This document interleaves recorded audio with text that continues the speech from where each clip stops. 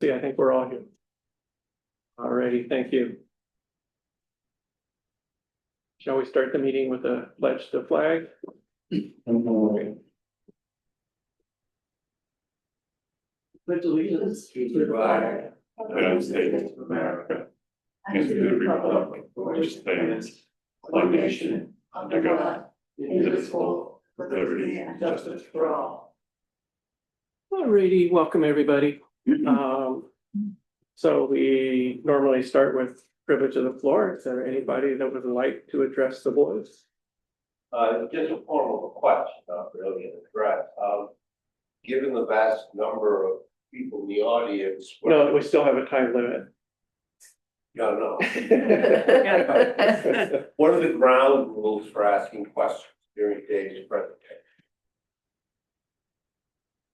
How do you want to handle it, Dave?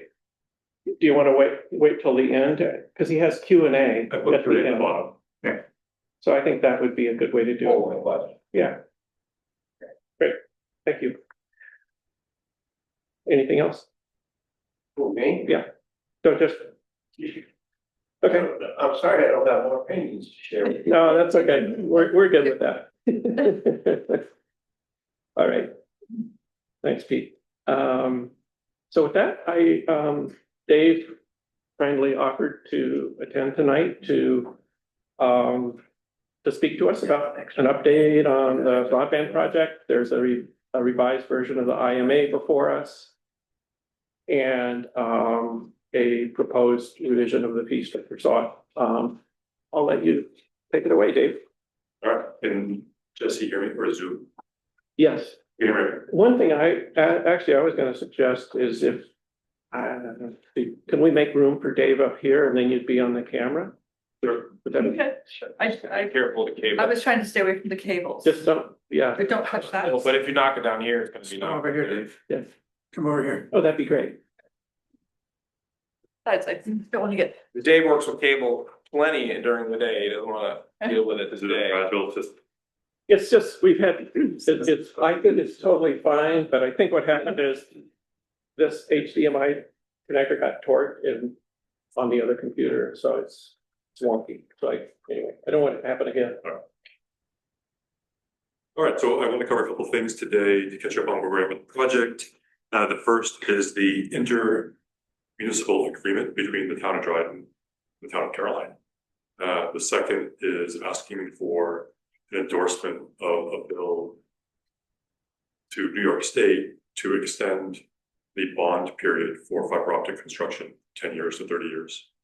And then give an overall project update because now we're in the final, literally today, final 300 days of the year of 2026. The project has to be completed to get all the funding before the end of the year. So we'll start with the IMA. The towns signed an intermunicipal agreement in December of 2024, about 6 months after the grant was awarded to both towns and Dryden Fiber. And it, at a very high level, just said, we're going to work together. We're going to let the state know we're working together. And at a future date, we're going to figure out exactly how that works. And both towns approved it in December of 2024, it got signed. And that's what we used to operate all last year into the first 2 months of this year. Last fall, I visited to talk about some of the financials of the relationship, particularly focusing on the cost of installations. New York State is paying for the construction of the network across all of the town of Caroline, which is about $8 million. They're also paying for about. I'm sorry, about how much? About $8 million. They're also paying for about 270 installations at people's homes as part of the grant. Those have to be installed before the end of the year. This year. After that, Caroline's participation in Dryden Fiber to pay for the installations, Caroline is on their own to cover the cost of installs. In addition, I talked about this last fall, the cost of any long-term maintenance, repairs, replacement, and expansion of the network within Caroline is also town of Caroline municipal responsibility. And the clearest way to say that is town of Dryden funds cannot be used to pay for Caroline. Caroline cannot be used to pay for Dryden in this current one. Now, we expect out of the 272 installs that happen this year, there will be revenue from them. It starts as soon as the first month that they become customers, all the way through January of 2027, then onward as they pay their monthly bills to be customers. That will pay for all the operating expenses, but it'll also put some money to pay for future installations. Currently, the average install takes about $1,000. With 270 customers after all the operational expenses, there's not enough money.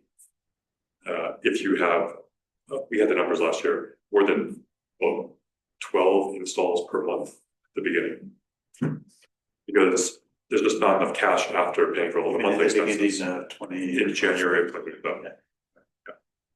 Eventually, there'll be enough customers to pay for all the installation fees, but there is some period of time that we charted out where there's just not enough funding available from the revenue alone to cover that. So Dave, this is, you're reviewing what Yeah. you went over, right? Right. There's nothing new in this, because No. it sounds very, Yeah, this is what we talked about last year. We'll make sure, it's been 6 months, so I want to make sure. Oh, that okay. you No, I appreciate that. Yep. So what we defined to make this work is now in the IMA, the intermunicipal agreement, the Caroline, there's actually a name for it I put in here. Shared services fee. Good name. The Caroline Municipal Internet Fund Oh, that's held within Dryden Fiber. All revenue from subscriptions go into the Caroline Internet Fund, Municipal Internet Fund. All expenses come from that fund. At the very beginning, January 2027, if we're projecting that there's going to be an installation cost based on demand greater than we can handle, we'll need to put some money into that fund. We talked about this 6 months ago too, and initially we said that the town would eventually bond out enough money to cover the cost of installations. We don't know what that demand looks like as of today. So we don't know how much that bond is going to have to be 2027 and pay for the loans. What we do know is subscriptions will be able to pay off that bond, and it will pay for the ongoing operations and long-term maintenance, repair, replacement, expansion. So the IMA covers the structure of receiving the money being held in this fund within Dryden Fiber. It also talks about the monthly expenses and how we split the monthly expenses. So I can go over that in detail. Guy has seen this, right? was that? Guy has seen this, and our lawyers have looked at this agreement.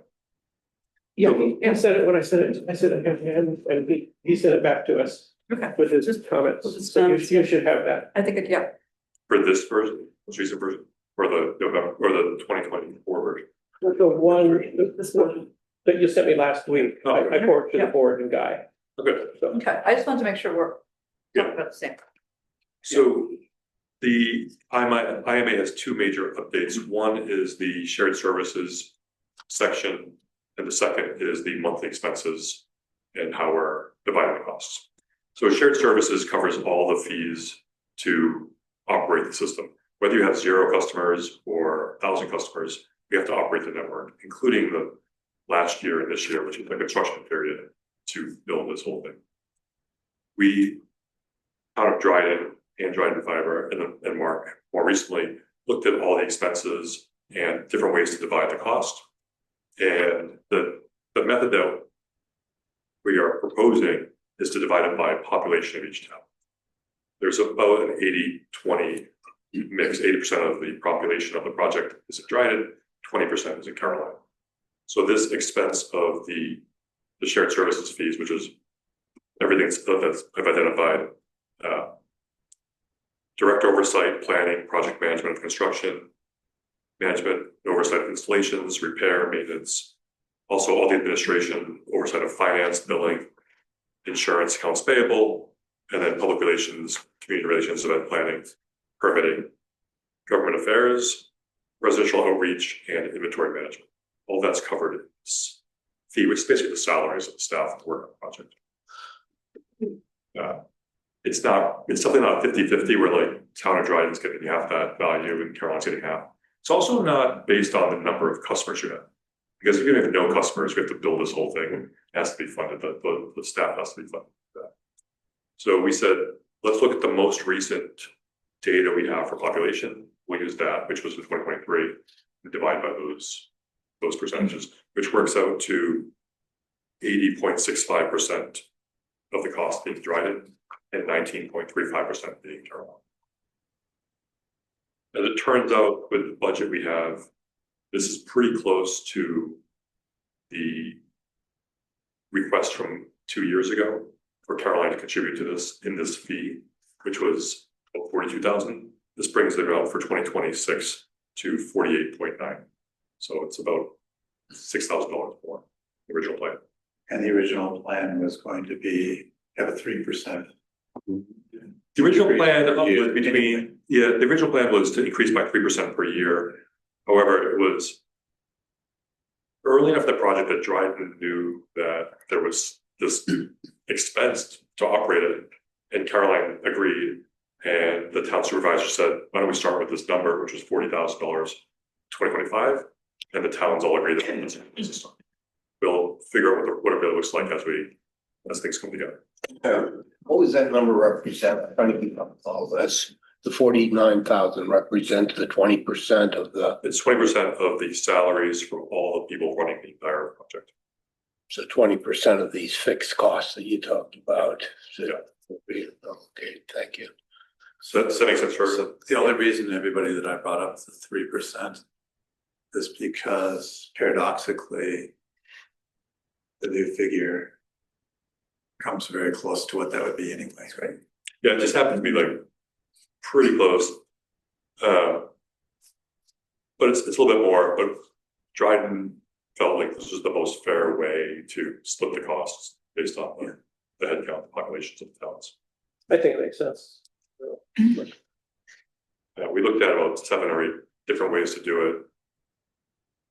But when it came down to it, it seemed like the population was the best way to do it. So is that population or number of residences? The census population in 2023. So it's 13,689 in Dryden, 3,285 in Caroline. It's on the first page of the memo. That's the numbers. So in the IMA, it spells out the method to calculate, but doesn't specifically specify the percentage, because that we'll assess that every year. Whatever the most recent year where we have census, so we have reported numbers that we agree to as population, we'll use that number. Then we'll combine that with the budget for the year, and then we'll come up with the amount, which generally it's going to be pretty consistent year to year. So that's in the shared service agreement. The other part in the IMA update is how we're splitting the monthly costs. I shared a little bit of that in detail last time. On page 2 of this memo, it breaks out the 3 different categories of the monthly expenses. So there's specific to location expenses that come up every month, and for Caroline and for Dryden. Those are things like electricity, utility poles, and dig safe monitoring. Those activities or those utility poles that we have to pay rent on are wholly inside each town. So Dryden's not going to pay for your pole rentals. Right. Caroline's not going to pay for dig safe monitoring. The second group is specific to customer base or usage. So we take a look at each month, how many customers are in Dryden, how many are in Caroline. As of right now, 100% are in Dryden. So they pay 100% of the cost of the backhaul provider, that's the connection to the internet, as well as cloud services, insurance, and billing software developments. At some point where Caroline has 10 customers and Dryden might have 600, we would split that by the percentages, which means Caroline's a very, very small percent, 10 out of 610, and Dryden will pay the other 63 out of 610. As percentages go. The last way we break down the monthly cost is by actual usage, which are the credit card fees per individual customers per town. So some customers pay by check, we encourage them to pay by credit card, even though we do have a credit card fee. It's just as the Caroline funds receive from subscriptions that are done by credit card. The Caroline funds are gonna pay for those credit cards, just for the credit cards for Caroline residents, not for the credit card fees for Joanna residents. So that's spelled out in the agreement.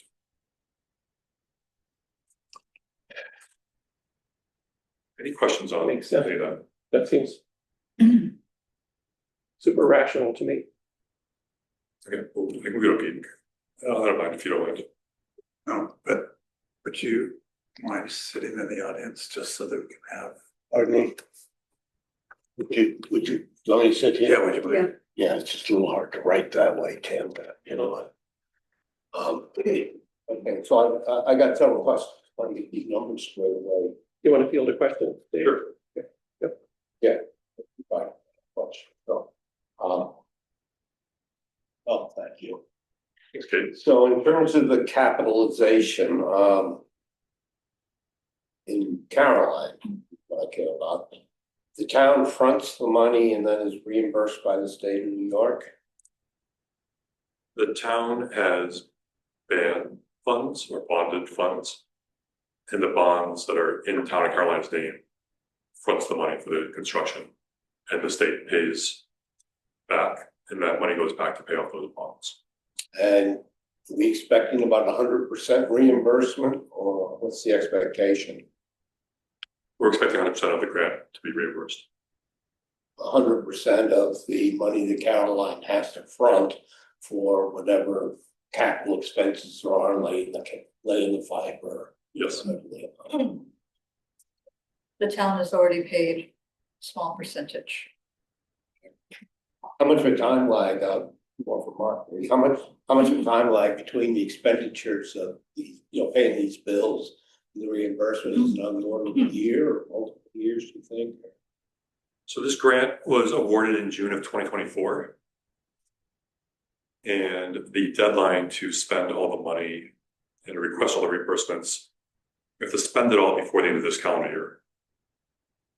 And then all reimbursements have to be submitted to the state by March 31st of 2027. And all reimbursements we expect to be back to us before the end of June of 2027. So we have to get all of our physical infrastructure in by the end of 2026? Yes, Not the house hookups, Or, not the residential hookups. no, but the basic infrastructure, I mean, what is applied by that? about 90 miles. The fiber. Okay, you think are we thumbs up on it, man, in your opinion? Doing good? We're gonna get it done. Good. Okay, so these, I call them the fixed costs, and you're talking about $49,000, at least for this year. Tim alludes that, there's gonna be inflationary increases. But the estimate is that town of Caroline, whether we had 0 customers or 20 customers, they're gonna be paying on the order of $50,000 a year to cover the fixed cost. Do I understand that right? No, so that will also be covered by the bond, which will then be paid for by subscriptions to pay down the bonds. And then eventually subscriptions will also pay for this. Right, Shared that's services what I'm fee. trying to get at. We're gonna be on the hook for the 50 grand a year, even if we don't have enough subscriptions to cover it. So. Okay. This. I'm thinking he should finish all the way, and then we can. Yeah, well, I think so. Okay, I mean. Yeah, that's what we, Not even a question, but I'm Yeah. in the way. okay, So as of today, there are 212 people, actually 213 people signed up for service. The state is gonna fund the first 272 people. So you're way ahead of having people sign up in advance. And it's only March 1st. This is 200, in Caroline. Yes, in Okay. town of Caroline, there are 212 people who already signed up for service. This is a huge leg up for us. Huge. It's huge. It's Yeah. like, The state's Oh, gonna yeah, pay for the installations, they're gonna pay for everything. It's a good number. As soon as we have service available to those people, we'll do installations, within a couple of days. Of when it's available. Just go through the list, be like, we're now available on, Thomas Road, we're now available on Ellis Hollow Road, we're now available on this section of Route 79. And we'll just go to the list, say, here's the 8 residents on Thomas Road who signed up. send the installs, get those done this week. So easily before the end of the year, those 200 will all be live. But it's only March 5th. We have 10 more months to get more people to sign up to continue to build up what the state's going to pay for, which is 270 of those installs, and then have an idea of what the beyond those installs are going to look like for totals. Those installs have to also be done by December 31st. though. Yes, we have to, the invoices that we submit to the state have to be dated 2026. Okay. So we have to build this whole thing, and the construction team knows the timeline.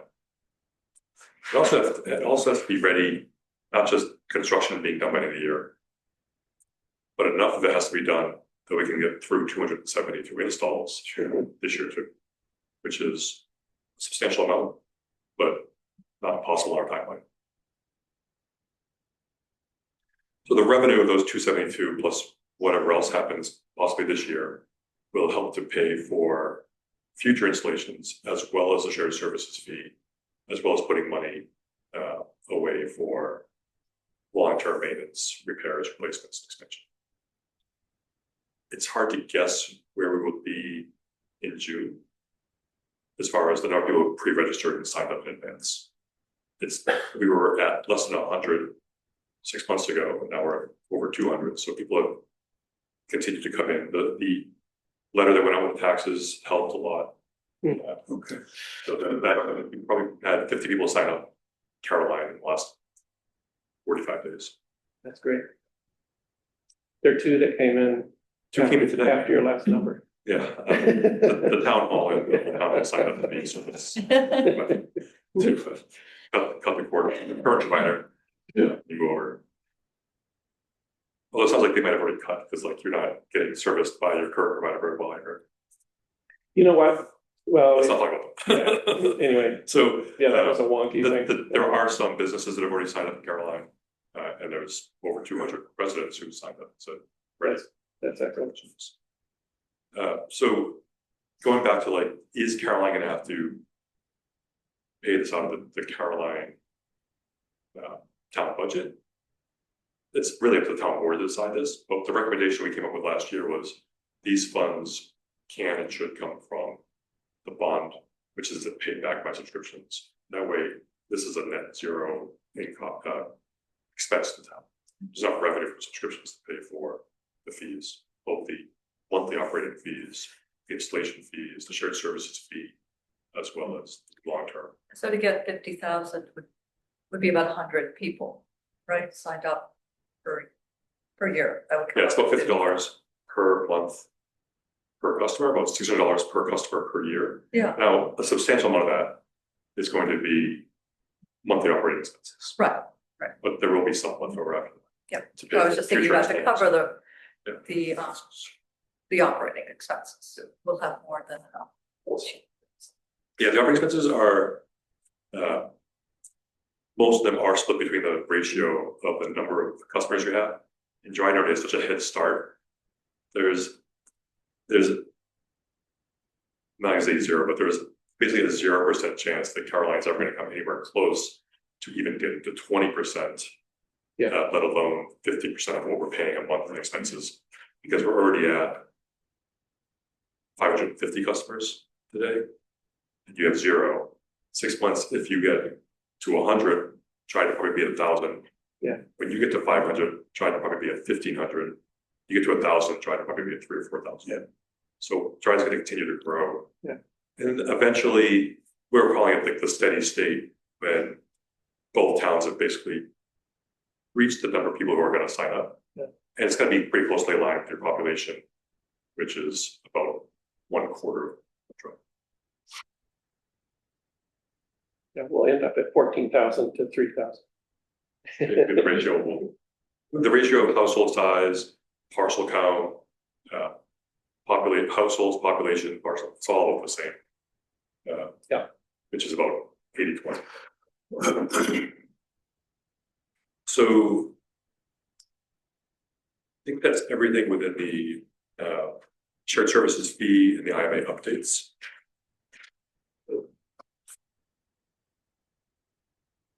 Any other questions on this? on the briefing note or anything else regarding financials? Yeah, I think it makes a lot of sense, so thanks for doing the hard work of doing the comparative analysis and all, so. The next item is the Assembly Bill A 1010-212. So about 6 months ago, our bond counsel for Dryden, which is Municipal Solutions, which is also the bond company for Caroline, said the methodology of using bonds to pay for the service works great if construction was all done like in one day and you could get it all paid for by subscriptions within 10 years. However, construction has taken already 4 years to Dryden, and we're going to go into our 5th year, and the clock has already started on our bond. But the first small bond to get things going, there'll be a second bond for like the second part of the construction, the 3rd bond. Either way we do it, the timeline to get the entire bond paid off in 10 years doesn't work with the construction timeline and the subscription revenue we're getting, because we're only built about 30% of Dryden. So bond counsel's recommendation was there's an easy fix, which is to have the New York State law for bonding municipal infrastructure for fiber optic extend from 10 years to 30 years.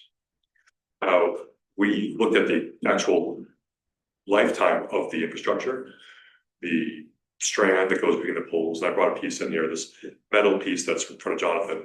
This is the hardwire strand that will have about 90 miles of that in Caroline and about 150 miles of that throughout Dryden. That's going to be out there for 50 years, 60 years. They'll be out there for a very long time. And that's just holding things up. There's nothing going through that wire. That's right. That just holds the poles together. The other piece is That's the optic fiber. that's the biggest size fiber. It's 144 pounds. That's, Inside there are 12 Big of course. smaller lines. Each of those has 12 individual strands of fiber. So there's 144 strands on that piece. That gets lashed to the cable, and that also has a lifespan of 30 to 40 years. That's the institutional manufacturers saying it's going to last that long. They said the same thing about copper for telephone and for coax, and those have been around for 50, 60, 70, and 80 years. So there's a very long lifespan for these. To say that the cost of constructing these, putting them out there, only has a 10-year term, does not really match with the reality of the labor to put these out there and have them run out there for 30 or 40 years. So we went to New York State and said, please extend this and just really change one word in the New York State law, which is for municipal broadband bonding, change it from 10-year maximum term to 30-year. And that allows us to pay for it, over much more time, but also use the subscriptions to pay for it and make it so that the whole thing functions much better as a business. We have support from our local state assembly person Kellis. We also have support from our state senator, Leo Webb. Leo Webb is not carrying it in the Senate. Rachel May, who is a state senator from the Syracuse area, has been doing broadband initiatives, broadband work in the state Senate for about 10 years. So she's attached as the lead sponsor in the Senate. That's great. So we have the support locally, but we actually have the 2 best people in the state, in the Assembly and the Senate, carrying this forward. They've asked for research, we gave them that. They asked for the language, we gave them that. And then they said, can you get support from other projects or other municipalities? So Dryden sent a letter on behalf of Dryden Fiber. The Dryden Public Broadband Committee drafted a letter that'll get sent tomorrow. And I asked Mark if the town of Caroline would also send a letter that we'd send to Albany to support this. Great, on the agenda. Curious, why did they pick 10 years? Like, why? It just seems like if it makes sense that the infrastructure is going to last more than 10 years, it just seems like they just kind of threw it in the language without even thinking about. Maybe they thought it was never going to happen, or something. I can't say that. I don't know how they made that decision. I wonder if it was based on, do you know when it originated? I wonder if it was, Old technology or something. yeah, that was much cheaper and had a shorter lifespan, I don't know, Uh, I don't know, but. Yeah. So there's two other groups we're gonna check in with. One is all of the municipal infrastructure program recipients. So Dryden Fiber, Caroline and Dryden, Town of Dryden are one. There's 15 other ones across New York State doing rural broadband. They are also in the same position where they're bonding these projects out. They're getting reimbursed, but some of them are gonna be beyond the grant amount.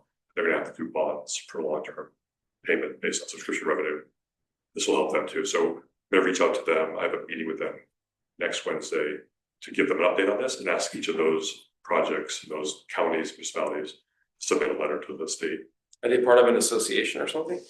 It's an ad hoc association that we created. So the executive directors of all 16 of these projects got together. We meet about once a month. Oh, great.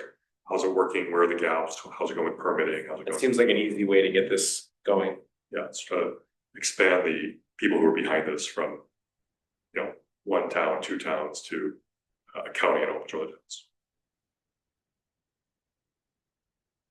The other group is we're gonna go directly to the Connect All office, which is part of New York State itself, and say, can you also lobby and sign on to this? You're funding all these projects. There's gonna be extra costs associated with them that's gonna need to be bonded out. These are major infrastructure projects. Can you sign on to this one word change from 10 years to 30 years? Great. So that's what it is. That's why it's important. And what we're asking for is a letter of support. So I think Mark Berkey drafted it. Yep, I took Dryden's and modified it for us. It's on the agenda tonight. I won't speak for the board, but I'm hopeful. Thanks.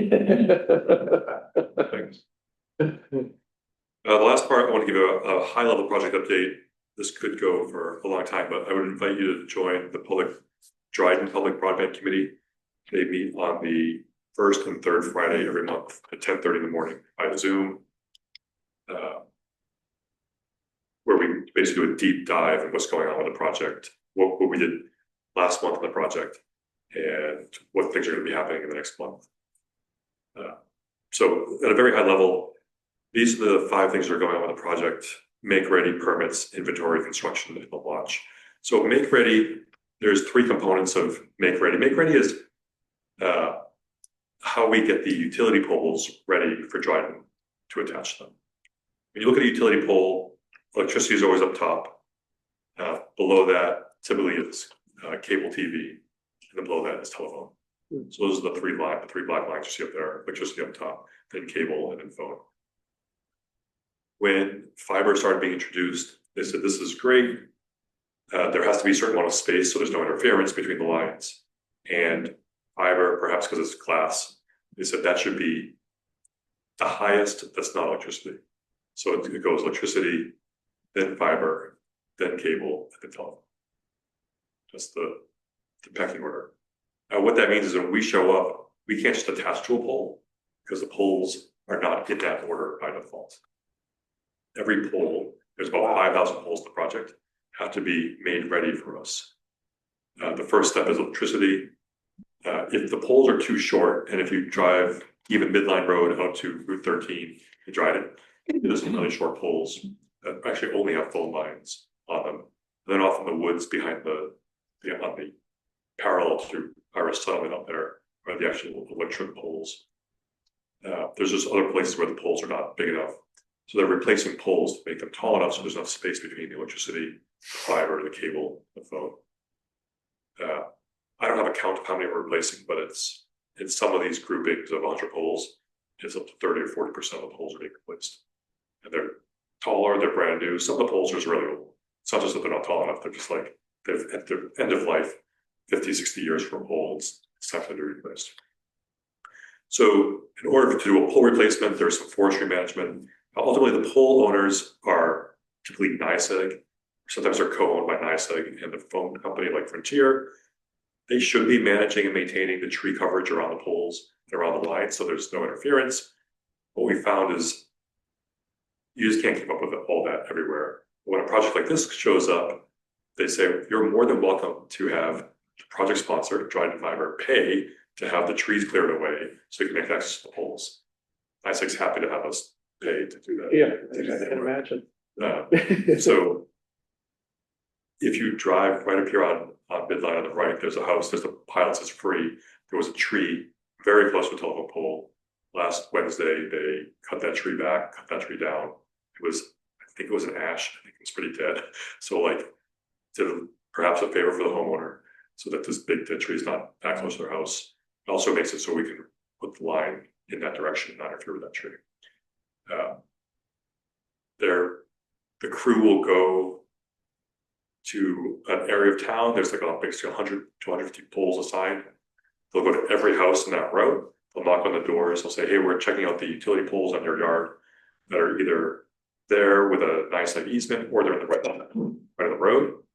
And then we look at the trees to make sure we have access to the trees. They have conversations with basically every homeowner that has poles across the entire town. They already talked to me in the summer, last summer. That sounds right. That's interesting, because actually the person that talked to me, I thought was NICEAG. And then, It may have also been NICEAG. So NICEAG is also aware that we're doing this. So they have a company called Ironwood. yeah, They're doing tree clearing and tree management yeah. just to keep up with it on places where we are and places where we aren't. They're just doing it because I mean, they have to do it anyway. because they mentioned the, Fiber optic. yeah, they mentioned that. Yeah. They said that they wouldn't do as good of a job clearing as NICEAG did. But anyway, it was very confusing because there were obviously There's a lot of a people. couple of groups of people in the poles around my house, but they all did, all the poles on my roads in place. There's a lot of replacements. Yeah. So the two companies that are doing the make ready work for us are HRS or H. Richardson and Son. They have a forestry division called HRS Forestry. You'll see those vehicles around town. The other company we award work to is called Danella. They have a forestry division, but it's just called Danella. So you'll see Danella trucks that are bucket trucks with chainsaws. You also see Danella that's bucket trucks with guys who are going up and moving electricity up or to new poles or replacing poles. They should be done with all of that part of the make ready work by May 1st to June 1st, depending on the weather. Mhm. The next step is to move the cable in places where we do have spectrum, to move that down. But they can't move it down unless the phone is also moved down. Mm. So Frontier is to move down, then the cable moves down, and then there's room for us. Each of those providers, phone and cable, have 45 calendar days to do their jobs. And then once they're done, then we can go and do our installs. So all this is happening in different segments throughout the entire town of Caroline. There's, I think, 20 to 25 permit groupings of 100 to 150 poles. They're all being processed. There's forestry work being done. There's pole replacements being done. There's electricity moving to the new poles or just being moved higher. And then Frontier and Verizon are moving their lines up or down. Spectrum, where there's Spectrum, they're moving their lines down. Everything's getting ready. So we Trident Fiber can come in and do our attachments. That's where I brought these pieces of equipment in.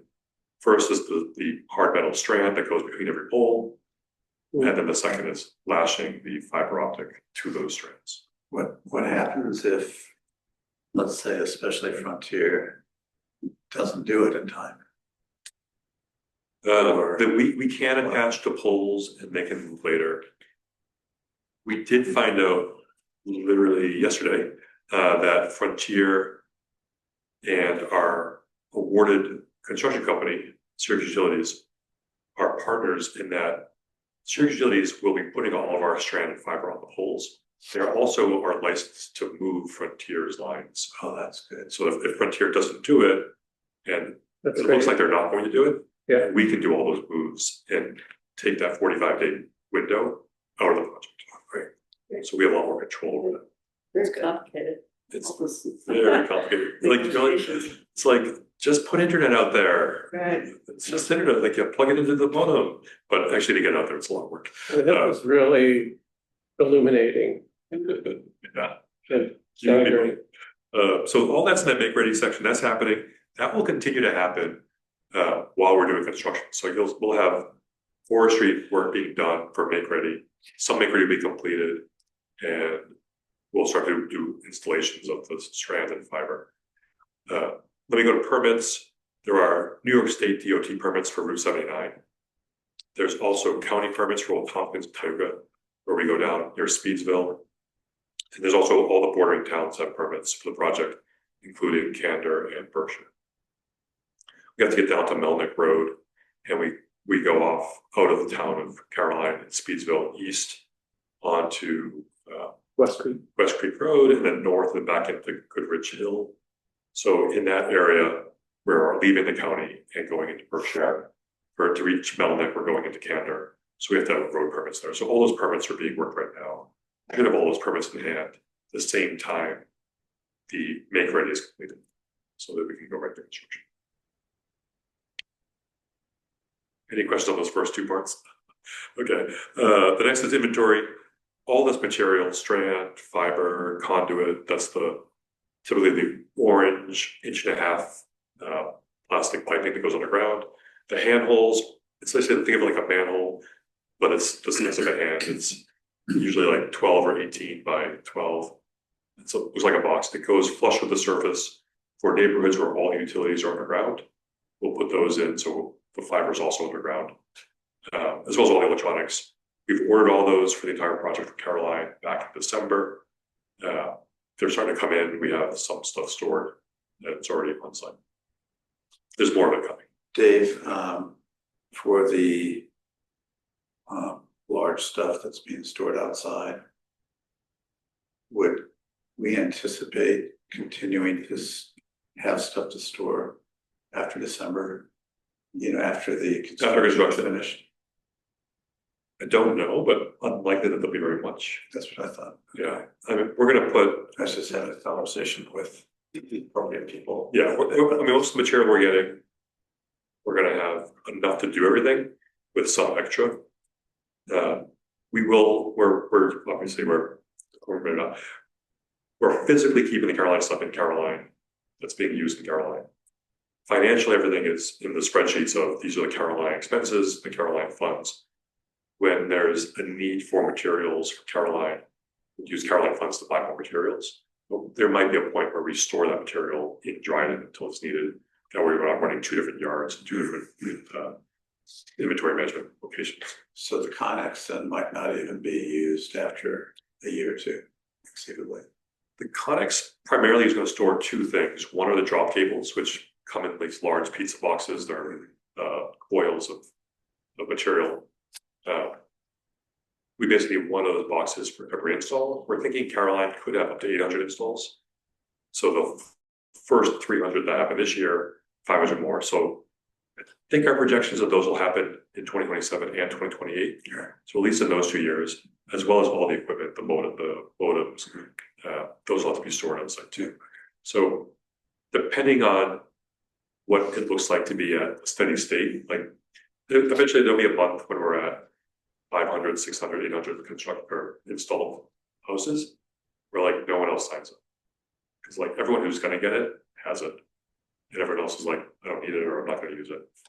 Or maybe we get to 100% of the houses, there's like 1,200. Eventually there will be a day where there's like, there's not much else to do. Sure. At that point, we won't need as much storage except for replacements or repair. Okay.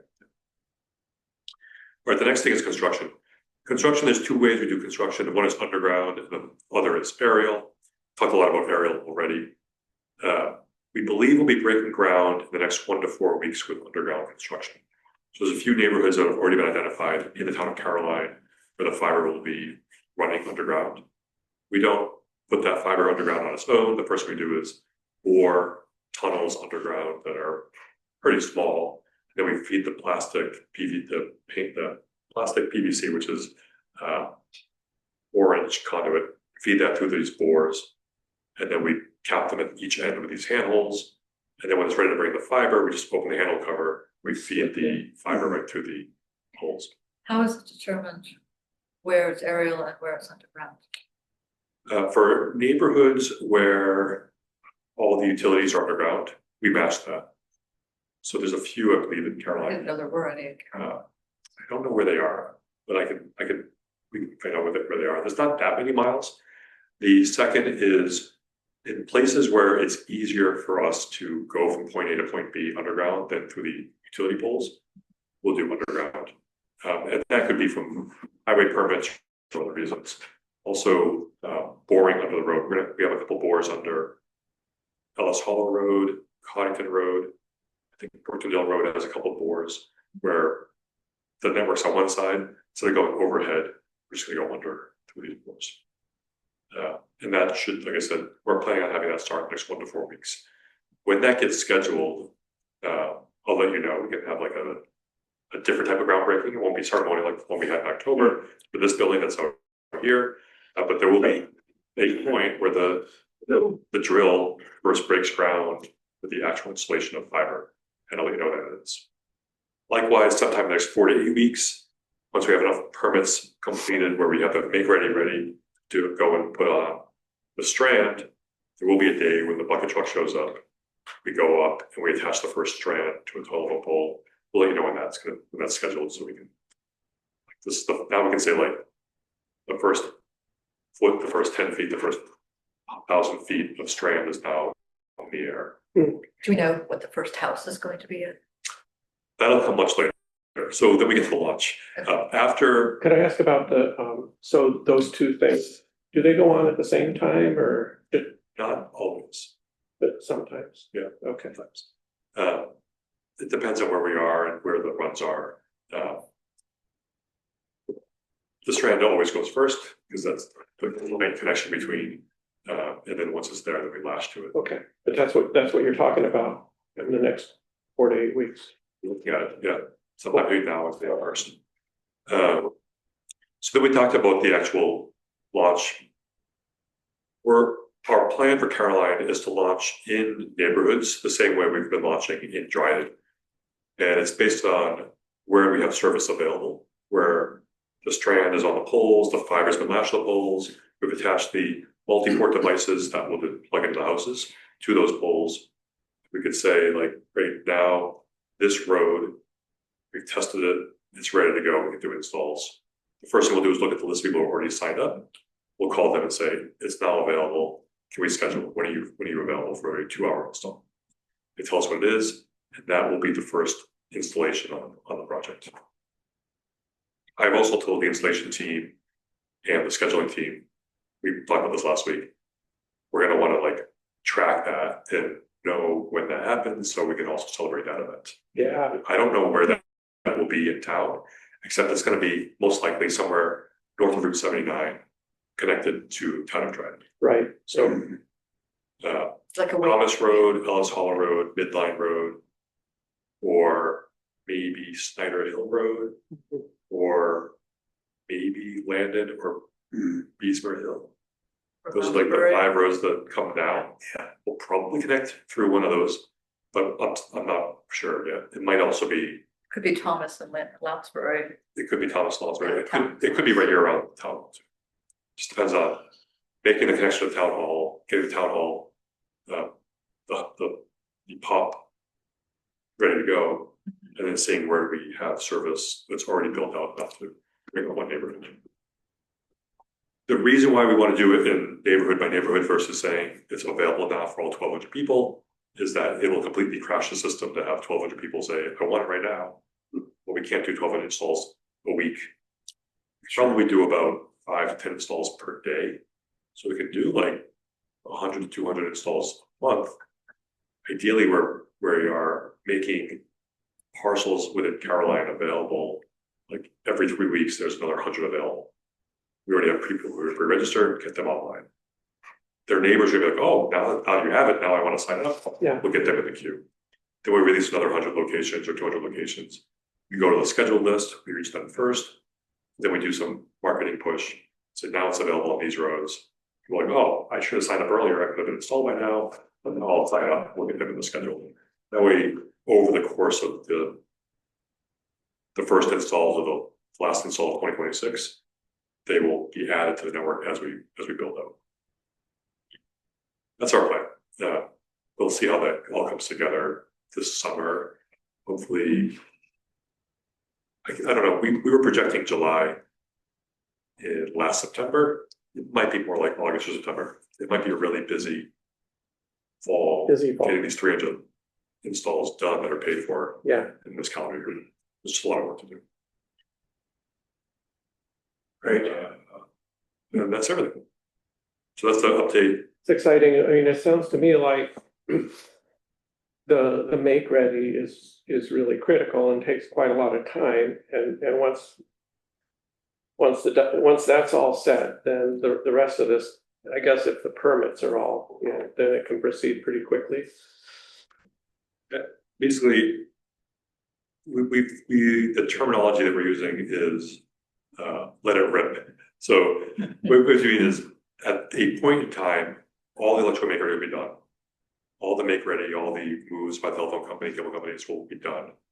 All the inventory will be on hand, and all the road permits will be signed off, ready to go. On that day, when all those things are all lined up, then there's nothing stopping us from just building every day, building 2 miles every day, day after day after day for 3 to 4 months and getting.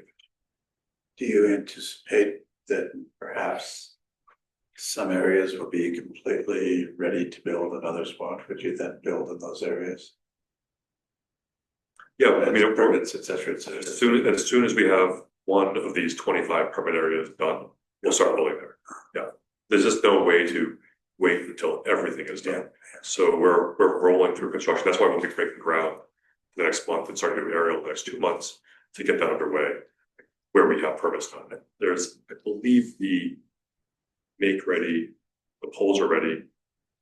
The pathway from 79 out to Hartford,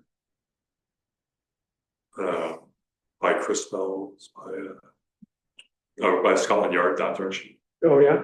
I think that whole road out to Flatiron and all the way up to the county line and town line is all, I think all those poles are done and replaced and everything's ready to go. So it's possible the first place we put stranded fiber is that run 79 out to Dryden. They're working on midline now. They've been working on our settlement. They're working all over Ellis Hollow to come in from the north to connect into Caroline. The Denali crew was on Beesmer Road on Wednesday. Mark and I met with the Denali crew on Brookendale Road last week to talk to one of the residents. I saw 4 Vantage cars over on Landon Road parked up. Yeah, they're looking at the poles, make sure we have service and finalizing engineering. So they're going to be here. They'll be here probably now at the end of the year. One of these parties working on design, make ready, construction, tree work, eventually splicing and testing. Yeah, they're doing the poles out east on 79 from here at Level Green Road. Like, impressive.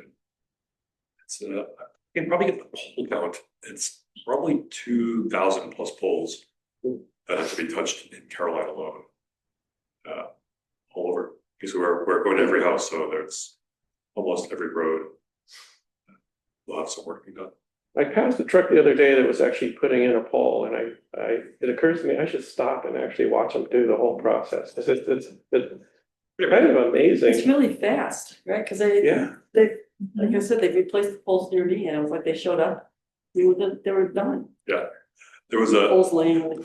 There was a truck in Dryden on Route 266 near Encoded 3D went off the road and hit a pole at 10 o'clock in the morning on January 16th. It's a Friday. And we were attached to that pole.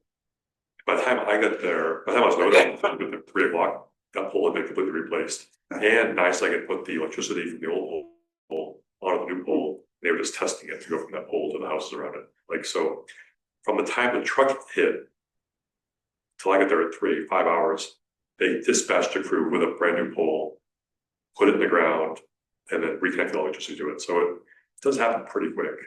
That's amazing. It's amazing. If I had to do it myself, dig a hole and stick a 40-foot pole in it, it would take all day. Yeah, But that's all they do. So they're pretty efficient. they got the machines. Yeah, that's impressive. Well, I mean, Dave, we know what a deep dive this has been for you, and Yes. and I just want to say, I think everyone would agree with me. Thank you, Yeah. A, for sticking with this, for getting it so incredibly well organized. I mean, we've had a few of these meetings, and every time there's more and more layers. So Yeah. we feel really fortunate. Thank you. Mark, can I ask a few questions? Sure. Thank you. I was confused about the period of time on the bond. I thought earlier you had said that we would be reimbursed for our, infrastructure outlay within some number of months, maybe Yes. a year. So why the 10 or why the 30? That's for Dryden. Dryden did not get a grant to pay for the entire cost of the Dryden project. Okay, Dryden started project 5 years ago, self-funded with bonds. okay, Caroline's entire project, 100% of the town of Dryden construction, is covered by this municipal infrastructure program grant. So this letter of support is definitely a letter of support to support Dryden in this endeavor as a Okay. partner in the project. It's not for the town of Caroline, but direct benefit. thank you. But we're writing the letter to support Well, the yeah. general good principle guys. for all municipalities, so. If there was a time when the town of Dryden added new roads that were town roads, and you wanted to bring fiber down those new roads, there had to be an investment. And you didn't have enough in your reserve accounts from subscriptions, you said, well, we want to bond it out and build. This would allow you to do a Exactly. long-term bonding Yeah. to build that. If that And- ever happened. So real quick on. Another question? Yes, so actually I have about 3 more. Go for it. Go for it. Thank you. You mentioned sort of a finished target by the end of 2026 to be qualified for these reimbursements. And the only thing that troubled me a little bit is you talked about how you can't go on and do certain poll work until other people have done theirs. And, what happens if they jam us up?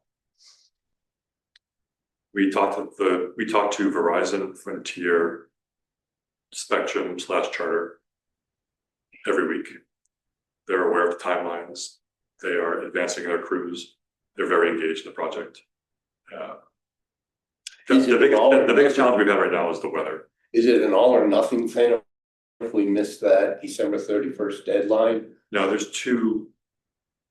actually 4 tranche payments. So the first reimbursement doesn't have any mileage requirements. And we've submitted our request for that in January. We expect that first payment will come through, which is a $1.8 million request. About 1.2 goes to Dryden and about 600,000 will go to Caroline to pay off the additional expenses. The second tranche of reimbursement is once we hit 30% of miles completed, which is about 44 miles of construction between the 2 towns. Once we hit that percentage, we can submit the second reimbursement. I think that'll happen September 1st. Yeah. The next one is when we reach 75% of construction completed, which should be around October to November 1st with that benchmark. And so submit that reimbursement, it'll be 100% complete before the end of the year. We'll submit the last reimbursement. Each of the reimbursements is about a quarter of the total amount. And you can do the work in parallel. In other words, if you're held up on this stretch of road because waiting for somebody to move a wire, you can still lay your stuff elsewhere. Yeah, the project in Caroline is broken to about 25 different blocks. Okay, So if any of those is blocked, we can go to any other 24. great, thank you. So on the financial stuff here, real quick, you said the basic subscription is $50 a month, $45 a month. 45, okay. So that's, I'll call it 500 a year, a little over 500. And the shared services, that's the fixed cost off the top is 50 grand. What do you very roughly think that the expenses, on a variable cost basis, each new house coming online, they're paying $50. It's going to cost something to get them installed and then some little bit of maintenance over time. How does that work out? The installation cost right now is about $1,000 per house. Okay, So that pays for the drop cable that goes from the road to the home.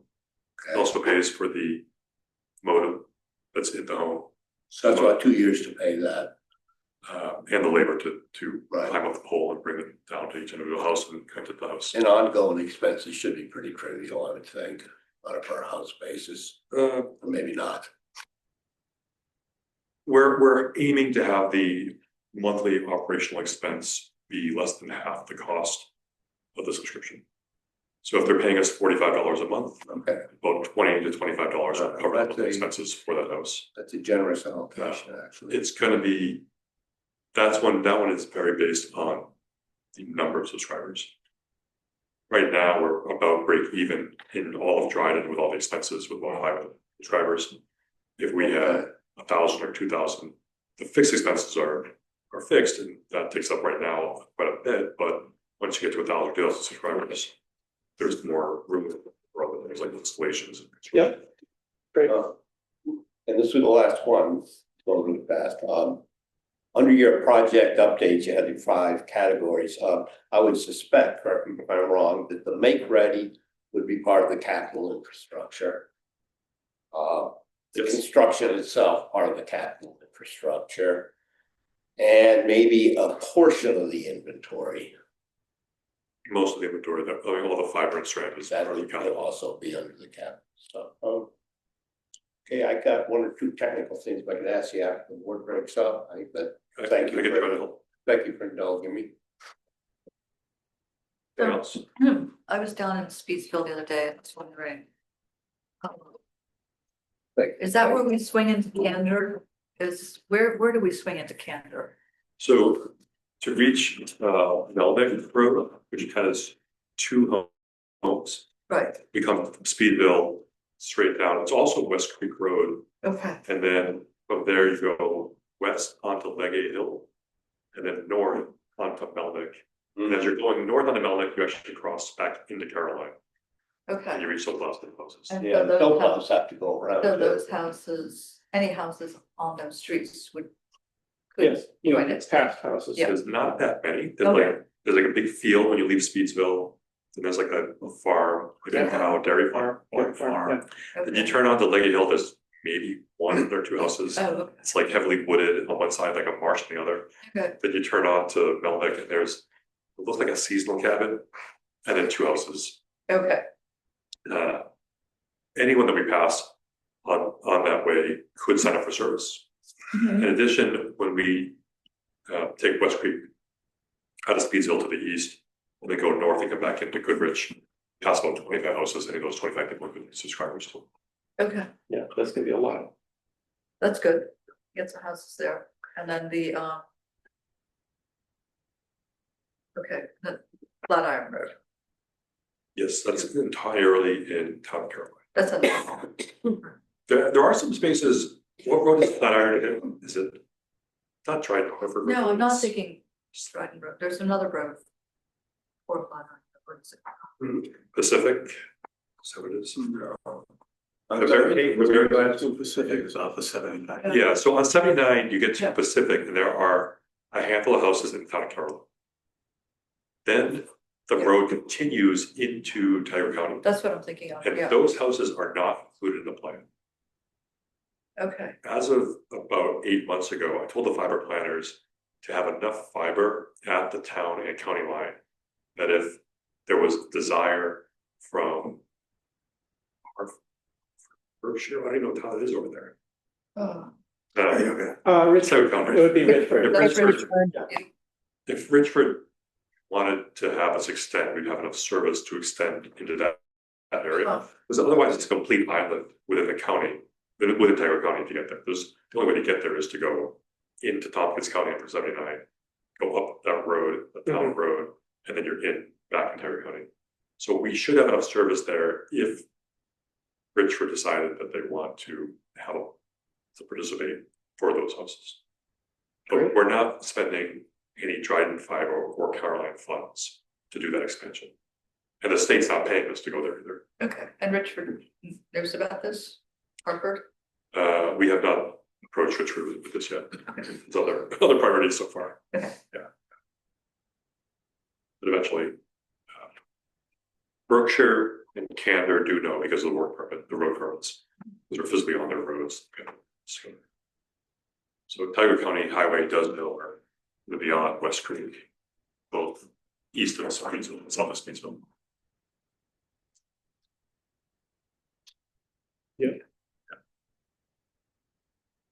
Very good, Dave. Fabulous. Thank you so much. Thanks for the hour. Appreciate This it. is really, really helpful. Really interesting. Yeah.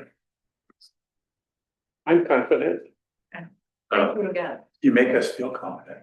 I appreciate all the work that Mark's done, sometimes behind the scenes, sometimes like right in the middle of the scene, to help participate, actively engage with all, basically educating himself on all these things. Mark's come to town hall, I don't even know, probably come to Dryden at least once a month to come and check in, talk about finances and how we're gonna deal with that and operations, and it's a Well, it's, It's a big project, and I appreciate the work that Caroline did. I, like Tim said, the Dryden team, I just really appreciate everything you guys are doing, so it's impressive. This is such a huge infrastructure project for our town. I'm just really, really grateful. I mean, for the size of these two towns, and the size of this grant, there's nothing like this.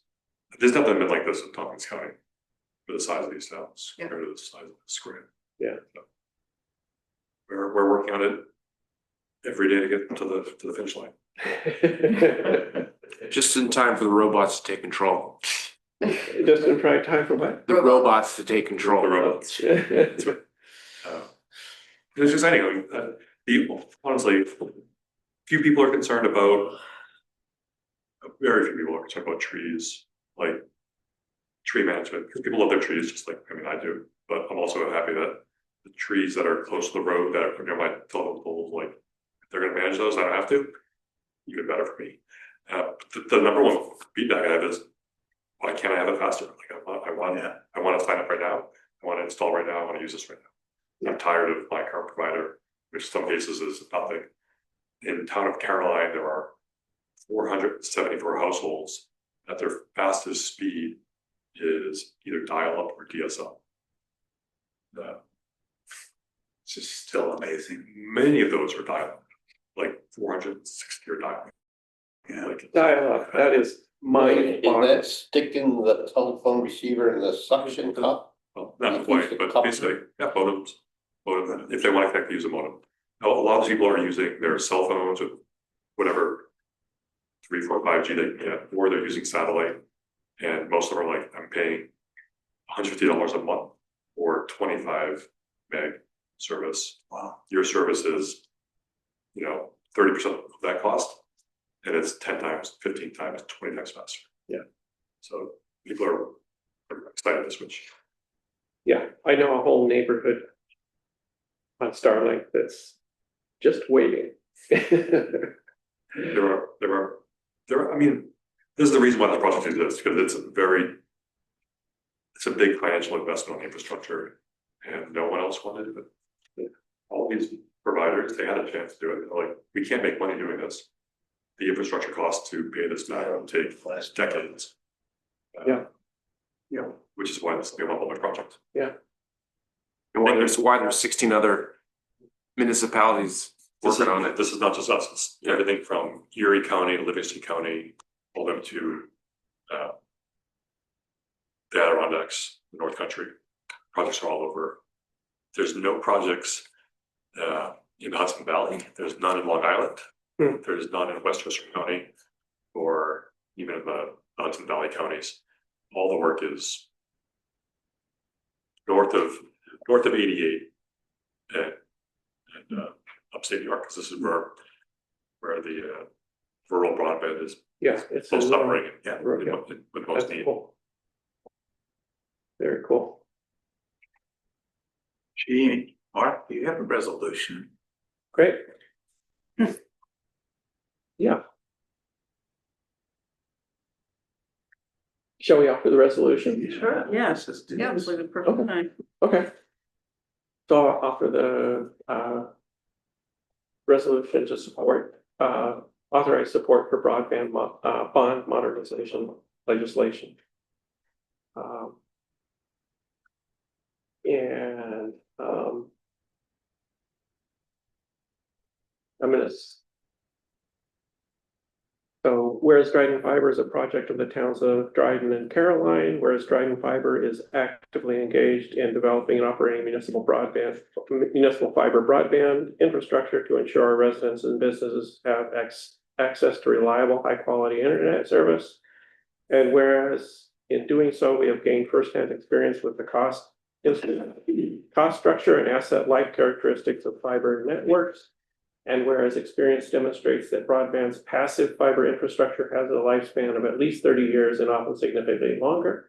And whereas current local finance law establishes a 10-year period of probable usefulness for broadband infrastructure, this misalignment between asset life and financing term creates untenable fiscal pressure on municipalities that host and operate municipal broadband systems, requiring payment of long-term infrastructure with a 10-year window artificially inflates annual debt service, undermines affordability, and limits the ability of communities to invest responsibly in essential communications infrastructure. And whereas Assembly Bill A 10212 appropriately recognizes this distinction by aligning a 30-year financing period with the long economic life of passive fiber infrastructure while allowing electronics to remain on shorter operational replacement cycles. Therefore, be it resolved that the Caroline Town Board hereby authorizes the town supervisor, Mark Woodward, to send a letter in support of a 10212 extension of bond amortization period for municipal broadband infrastructure to the New York State Assembly. I'll second that. Second by Kate. And the draft letter follows, so. They've described the rationale for this earlier. Any questions before I call for a vote? Makes a lot of sense to me, so I'll call for a vote. All in favor? I, Aye. Opposed? Great. Thanks so much. That's great. Thank you. Yeah. So regarding the IMA, the town attorney, your town attorney has a copy of it. We'll just wait for any feedback, red lines from Guy. Our town attorney's will review any of his feedback too. Then we'll have a final version. I put the date like April 5th, the draft. Okay. It'd be good to get it done in the next couple months. There's not a huge rush, but we want to have the methodology of paying for the monthly expenses signed and agreed to with the IMA before the first customers come online, which is going to be sometime June, July, August. That's what we're projecting. So we have some time to work on the IMA to do any questions or draft it, but not a huge rush, but next 60 days. Yeah, we don't want to ignore it, so I think we should be able to, anyway, let's. I'd say take a read through it if you haven't read through. If you have any questions, you can email me or we can have a talk about it. Super. Just want to make sure that this is the guiding document that will talk about how the finances work between the two municipalities. And I want to make sure it's totally clear that you're signing on this. Great. Very good. Much appreciated. Right? Thanks. Thank you. All right. Cool. You have the job. Yeah, it's on the chair. I would have left over for the quarter or something. Oh, no, that's mine. Oh, that's yours. Yes.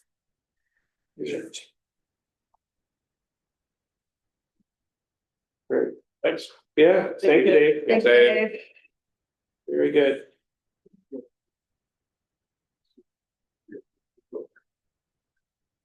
So, before, let's see, we don't, you want to work? Good night. Hey, good night.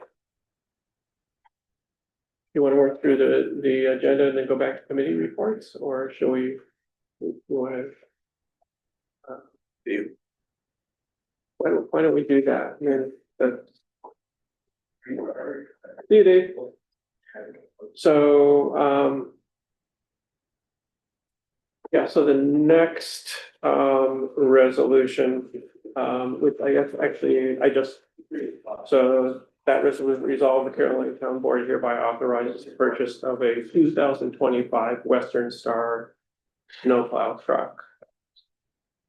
And I believe the amount is for it's approximately $313,000. So I'll wait for Tim to.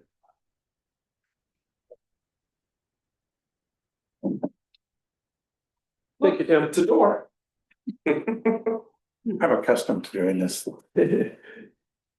So we have a snowplow truck equipped, arriving. It's a new one, that was ordered a couple years ago, I think. Oh, yeah. It's arrived. So the decision before us is to whether to pay for it. What if we don't?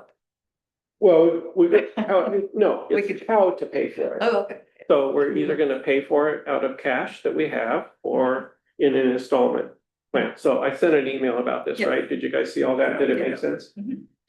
So the bottom line is, like Velvet put in numbers like to figure out what we would earn on interest if we kept the money and did the installment. So it came out to like $13,000 or $14,000 based on pretty reasonable conservative interest rates that we would pay. Mhm. And so that would mean over a period of 5 years, we would pay $70,000 approximately a year for the truck. So we have $610,000 in unreserved fund balance in the DA fund. The budgeted equipment line for this year is 200,000. That's what we've been doing for, I think, since Bobby took office. And I think there's 36,000 in the equipment reserve plan. So that's 236 there. So if we just paid out of fund balance, that would leave us about $300,000 left in unreserved fund balance in the highway, unreserved fund balance. And in deciding appropriate levels of fund balance, the comptroller recommends about, actually it's like approximately 25% of your budgeted expenditures. So the budgeted expenditures for the highway department are about $1 million a year. So that would be about 30% of budgeted expenditures for highway. And as far as I'm aware, well, this would be the first significant expenditure of fund balance from the DA, the highway fund. It's not unexpected because we've already known it was coming. Say that again? It's not unexpected because we knew it was coming. We knew it was coming, that's right.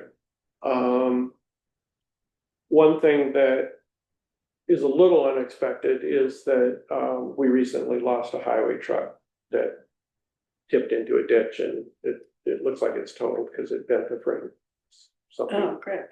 But it was, It's the one we bought from Dryden, Oh, the 50. We just got that. did we just get it? So I didn't know That was if people quick. knew about this or not. but- well, it happens, and it was Yeah. luckily the cheapest truck we own. Yeah. So, The driver's okay. and he The was driver was okay. okay, That was the most important thing. yeah. It was on level green, got a wheel off the sharp edge of the road and the full load, and it went sideways. So that's Bob's gonna be working on looking for something to replace that truck, so, Do we have any insurance on that truck? yes. So the replacement for that truck will either be getting lucky and finding something used comparable that we could get right away. Because the situation with these things is you have to wait Right. a year and a half to get them out. Well, that's why we got it from Dryden, because we Yeah. needed something right away. And if not, Yeah, then we're gonna need to put in an order almost right away for something and decide how to pay for that. But the way that this is, one of the reasons that I'm comfortable using fund balance for this is that if we had to do the other truck, that would leave us in a good position to do installments if we wanted to do that for that truck. You might remember, Shelley, I don't remember if you were on the board, and Jonathan, you weren't, but for the last time we bought a major truck, we bought it on installments. Mhm. And those have now run out, so that truck's not paid for. You probably, I mean, we just finished I paying think that last year. Megan was involved. With that, When Megan was on the board, she was involved. oh, really, in that decision? Mhm. Wow. Wow, General truck. But that's the trade-off. yeah, and even so, don't forget, so. I like this, I like doing it that way because. This actually will, I mean, this is. Completely separate from. The budgeted highway. Equipment expenditures, so it leaves. The reserve fund and the 2026. Budgeted amount of 200 is there. So if. That's plenty of money. So, The original intent when the truck was purchased 2 years ago was to use the reserve funds, or was the expectation to do? I think when we did it, so that was 5 years ago. And The one that just came? no, the one that we just, I misunderstood No, your I'm question. thinking about the one that just came. We were waiting 2 years for it to come. At that point, 2 years ago, for the one that new that just came. What was the thinking when you bought it? I was thinking, we'll see what funds we have on hand. Okay, I wasn't We had thinking decided. That's fair. installment at all. I'm just curious. I'm opposed to installments because I mean, at the time, interestingly enough, you're buying something else, you know. Bobby was pro installments all the Yeah. way down the pike. And, you know, what happens over time is the economy shifts, different opportunity shifts. The cost of trucks have gone skyrocketing, so that brings a reality factor into the situation. So what's positive is he's now quite in favor of this approach. Interesting. Yeah, I feel like. No, purchasing the truck out of the reserve funds, right? Right, no, he's Yeah. good, either Yeah. way we go with this. I feel like I remember a discussion where he was really promoting the install. I remember that. Yeah, I think it was back when he envisioned more equipment needs, and he was thinking that we might need Oh. to stack up multiple installment payments. But don't forget, I mean, so. I mean, if we do it this way, then, next year, his equipment line won't be reduced by $70,000. And it won't be reduced the next year by $70,000, or the next 3 years. I think that's, I mean, it's true, we're really expending fund balance. And the advantage to me is not to pay the interest charges. So We vote? if that's okay. Yeah. People good with doing it that way? Did you get a second? I'll give you a second on the resolution. I don't know, did you actually read out the? Did you read the resolution? Did you introduce the resolution? No, he didn't. I did, so I'll just, if I didn't, I'll offer it, so I'll offer resolution. For the purchase of a 2025 Western Star snowplow. In the amount of whatever it is, $313,000, we can pin in the exact amount. So that's my resolution, seconded by Tim. And Mark, are you adding language that it's to be paid out of the unreserved fund balance? Yeah, I would say it can just be, yeah, that would be good, I think. Do you guys agree? Sure. Or should we just pay cash or whatever, but, that specifies the mechanism, so, yeah, that sounds good, Jesse. So to be paid from DA fund balance. Okay. Thank you. Thank you. And that was seconded by Tim. Any other questions? Okay. And hearing none, I'll call for a vote. All in favor? Aye. Opposed? Great, thank you. And then the next one is I'll offer resolution. It's just a bookkeeping item. So this is the appropriation of 2025 streetlight fund unreserved fund balance to the 2025 streetlight fund. Resolved for the 2025 Town of Caroline Streetlight Fund, the Caroline Town Board hereby appropriates that's a period, not a comma back there, so $3,873.56 of unreserved fund balance to the 2025 streetlight fund. Do I hear a second? A second. Second by Kate. So this is just what I did is I under budgeted the streetlight fund last year because I recognized that we had there was excessive fund balance. So I thought, well, I'll under budget it. And what I should have done at budget time is what this is, like we do with ANDA, we say, how much fund balance are we gonna allocate to reduce the tax levy? So this is what this is. We're doing it retroactively. So Velvet, what happened is in the expenditure report for the December reports, it meant that our balance came out negative. And so that we had to get it positive. So this is fixing. Huh? This is fixing the This next. fixes it. Okay. Yes, this fixes it. So that's all.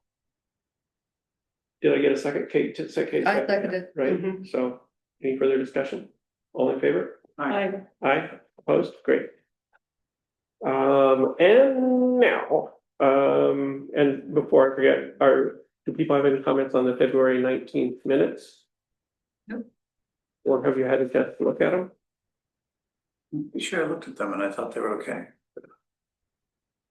when were they posted? When did they? like the day after the meeting. Oh, yeah, I looked at it. It's great. Great. Yeah. Minutes of February 19th are hereby approved.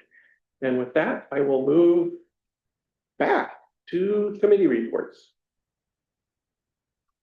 I'll just, since we're on the highway, I'll just mention also that the other thing that's still on the table for highway is continuing to improve the building infrastructure. And so you might recall that the coup tore down the old Quonset hut last year, so we're trying to get that jump started again. And what that's going to entail is first we've got to get an architect to give us drawings for the code officer and also put out RFPs for materials. And we hope to do that relatively soon. I think that the highway crew is now inclined to take on that project based on the discussion we had the other day. Great, thank you, Tim. And the planning board met and they're still discussing, changing the wording for the solar siting law. And they had met with, or I guess, Brad Yenser had taken it to the ag committee for discussion for what had been written already, what was composed. So they were, I had to leave a little bit early before the meeting was over, but they were discussing sort of those comments. And I think they've put it that Brad's going to rewrite the wording in a way that would satisfy the ag committee's comments for the solar siting law. Okay. For agrivoltaics. Oh, They're trying to make it friendly to agrivoltaics, so. this is a new section they're adding or something? Okay, I could say a little bit more about it if you want. okay, Yeah, so we had our first ag committee meeting in a while, probably a good 6 months or more, which was good to get the people together. There was a couple of agenda topics, but pretty much it was all taken up by the agrivoltaic conversation. Will was there and Brad was there, and we just felt like it was important to meet their goals because so they could go back to the next meeting and their meeting and report back. I'd say the two major things that came out of it, one was there was some really strict language in there about conservation stuff, which we felt was important, but we didn't want it to limit the conservation, we didn't want the conservation parts to limit the ag parts. So we kind of talked about how we could put some language in there that was ag friendly and conservation friendly rather than one or the other. So that was important to talk about. And the other one was had to do with, not remembering at the moment, but it had to do with another part of the structure of it that made it more ag appropriate. What, there weren't huge changes, but it was definitely, there wasn't, I think there wasn't it was good that it came to ag committee because there wasn't a lot of it was more, the language was more in the solar direction and in the conservation direction. It seemed to us, and so we wanted it Yeah. more simple. I think, well, there was also discussion, it was interesting to me how similar this discussion was with some of the zoning discussions. The, you know, things that are recommended and things that were required, and so they were objecting to things that were just recommended. So some people on the planning board were like, well, what's the problem? It's just recommended, we're not mandating it, you know, we're just saying this would be great if you did it, you know. Make kind of it thing. more, So that's why they finally, there was a lot of back and forth about this, and there was some, like, I think, you know, some people said, I just don't get it, I don't understand their objections here because we don't, you know. And so that's why they tasked Brad with rewriting that section to make it so that it would accommodate these suggestions. And so then they can look at that again, I think. interesting. I think that was, like I said, I left early, but I'm pretty sure it was like, I left right when they were saying, why don't you rewrite it then, and then we'll look at it. Kind of thing. I felt confident that Brad got what we talked about. And we didn't make enough time to finish completing the conversation, so we said that it'd be fine if he took our suggestions and wrote. We didn't get into a lot of wordsmithing. Yeah. Yeah. We just more, it was a So- more general And don't perspective. forget, I mean, you could pass it back and forth by email between meetings. You shouldn't be bashful Yeah. about doing that if you. Yeah, so I think, you know, that's why they were suggesting that Brad did some wordsmithing, because you know, Bill and especially Bill and Barb had done a lot of wordsmithing, and I think they didn't understand some of the objections, and so they said, you know. Honestly, there were some people in the meeting that made it a little challenging to get his There was a certain points. level, I won't name any names. I got the sense that there was a certain level of frustration, so, anyway. So they're working on it, they're still working on it, but, I think the whole process is very interesting, the whole agrivolt, making things, you know, so that you can work with agrivoltaics, I think it's really interesting. I do too, and I think, can't remember where I heard it. One of you might have reported it last time that like. There's information or whatever research that. That there are more things you can do with agrivoltaics besides just putting sheep under, Oh, so. yeah, there's So- stuff and that actually the solar panels can actually provide shelter, you know, that they can Yeah, make things more productive, you know, right, with the solar panels, and so I think that's really exciting. And actually, when I took that Hammerstone class, and there was a woman there that's making plans to grow things under the Yellow Barn project. oh, really? And I said, are they making it conducive? And she said, I don't care, I think, you know, we can make it, we can work. She's with it." gonna make it work. Yeah, and so it's becoming Exactly. more common thing that people are using this, they're not giving up this farmland just because there's, you know, solar on it, that they Yeah. can still use it as farmland, and I think that's, Maybe I'll grow mushrooms under my solar panels. well, I mean, that's one of the projects, is mushrooms. Yeah. And Bring it back sheet. beekeeping, I think that was one of the discussions, is like, at what point is beekeeping an agricultural project, and what point is it conservation? Because, you know, you're dealing with pollinators in your.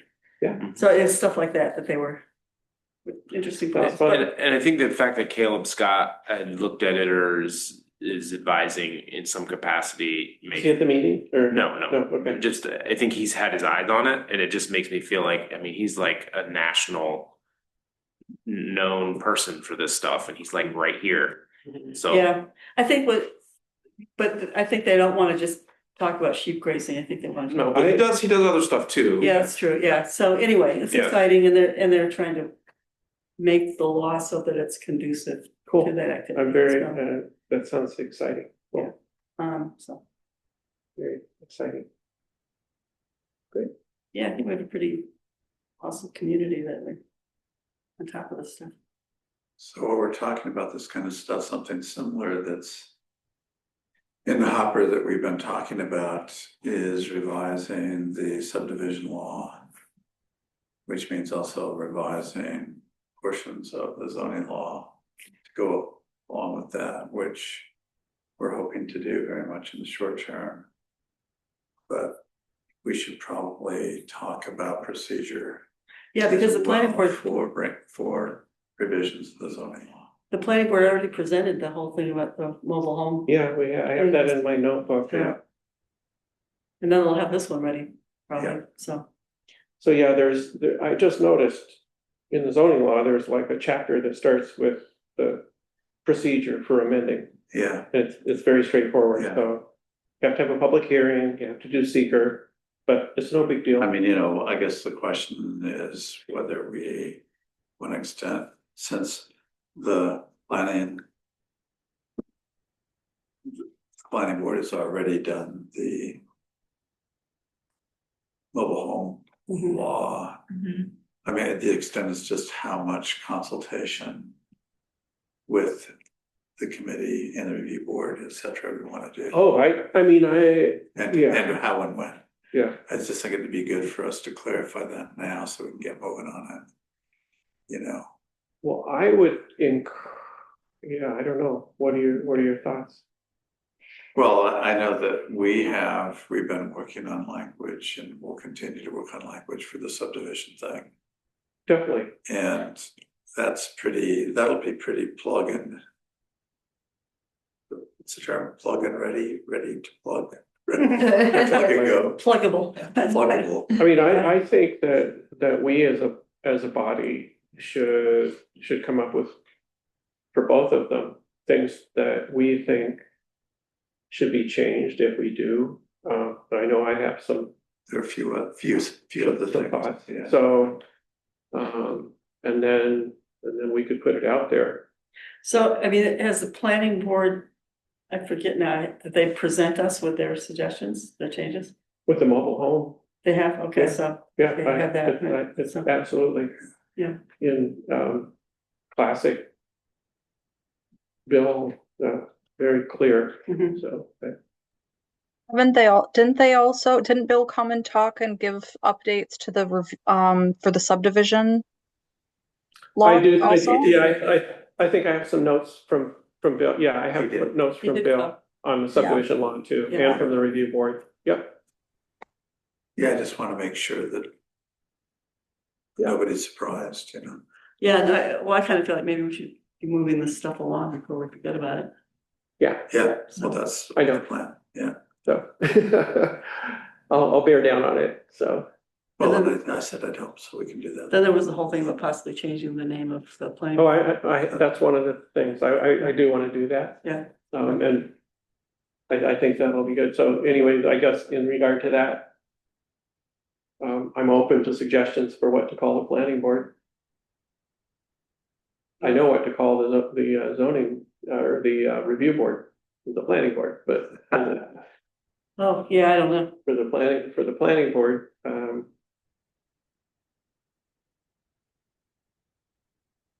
yeah, Maybe we should come up with a name that's dovetails with the comprehensive plan or something like that, Mhm. like Hmm. comprehensive vision or something like that, Mhm. which is basically what we continue to charge them with doing, with mhm. Yeah, thinking forward or something like that. is this something you're gonna throw out now, or are you gonna think about it No, Think about it. later? I'm just throwing it out there for Okay, like when you wake up in the middle of the night and you think of can't something, get back to sleep. right, Oh, yeah. right, no, that's when I think of everything in the middle of the night, so, yeah, Ways to put yourself back to sleep. that's right. I actually got up at 4 this morning and just did my long break. I just got like that, sleep 6. I was like, if I'm not. Too much information. Yeah. Well, you know, I'm not solving anything by figuring out the world's problems. Yeah. Love it. Okay, so continuing with committee reports. Oh, so the Ithaca Tompkins County Transportation Council, you know, we've got. You had a meeting? We're having one on the 17th, the planning Oh, okay. meeting. I got an email, from Tom today. About a funding opportunity. So last year there was the roadway departure safety action plan initiative. If you remember that, I went and attended a webinar on that, contacted Bobby about it, then we didn't really move on it. My attention got taken up by the trail. Anyway, there's money out there again for this, and this is for, if you remember, we did the zero vision plan, and so we can use that plan, all the towns that took part in that, and apply for money through the state for some different things. It's not like, it's really focused on highways, which is why I reached out to Bobby about it, and I should reach out again. I mean, So it's about guardrails, it's about lines, it's about, it's not about sidewalks and, you know, things like that. It might, I wrote Tom today and I said, so how would this work for a county road? for example? We Not- put our heads together yeah, and then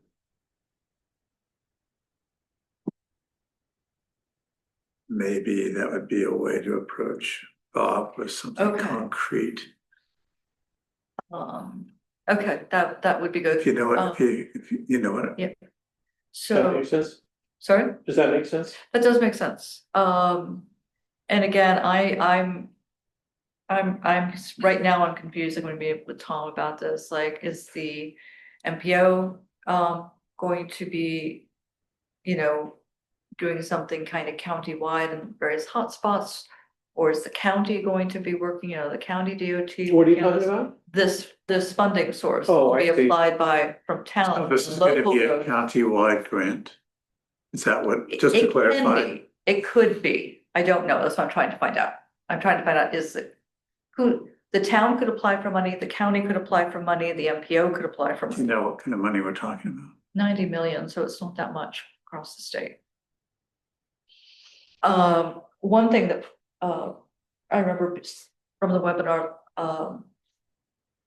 you know, it was rumble strips, it was signage, it was striping, you know, guardrails. It was also the little things that say how fast you're going, you know, 35 miles, you know, if you're going too up, above and below, we just got one in Brooksonville. That's right. So money for those. Anyway, it's. And what we really need money for is paving the roads. Right, Well, we get that. Yeah, but we need, Um, need- I can look at that. I mean, I remember, again, it's been a year since I went to the webinar and I just spent time about this. I can look again at this. that'd be interesting to But see. see also if there is what anything about- the funding levels are, Yeah, whether it's worth doing it or not. right, exactly. So, so anyway, so that came up, that was just today, the TAP grant, that was kind of rolled over into trails, there's.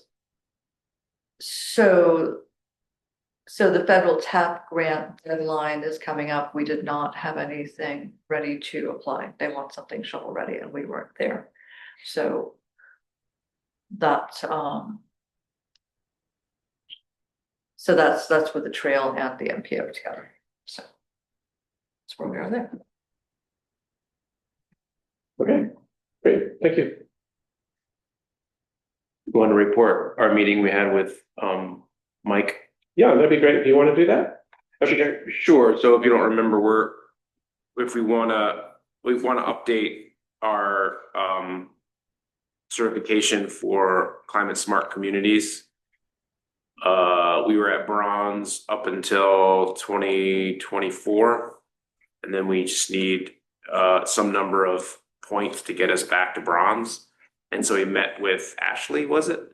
Who's the regional person that works on the stuff for the state, and helped us look through our current